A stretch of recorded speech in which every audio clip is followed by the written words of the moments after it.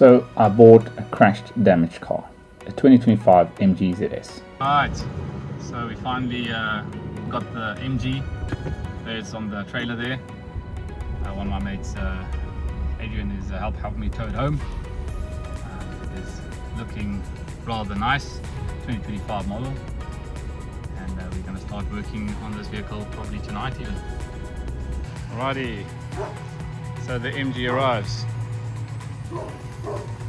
We must get it into that hole there.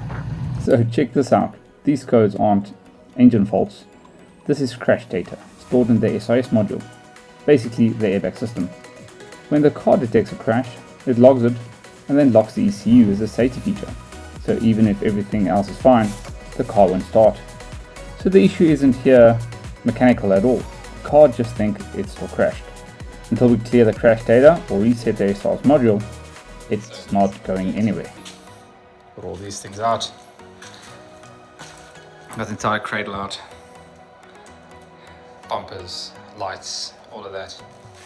So here you can see there's this light is broken over here. And then we've got the fog light also broken on two pieces. Luckily the right hand side, all of these are intact 100%, nothing wrong there. We bent these two stiffener parts here. That's part of the cradle. So these two are bent. They go in on this piece here. So they are a bit bent, so it goes in there and it hooks onto the cradle, something like that. So these two are bent, this side and that side. We need to get two of these, and there at the back is the cradle. Not a very good shot. That cradle is also done. Yeah, now it's to remove the fender or the wing.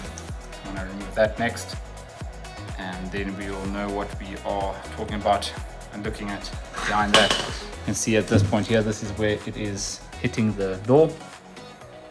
See that it's a bit further in than it needs to be.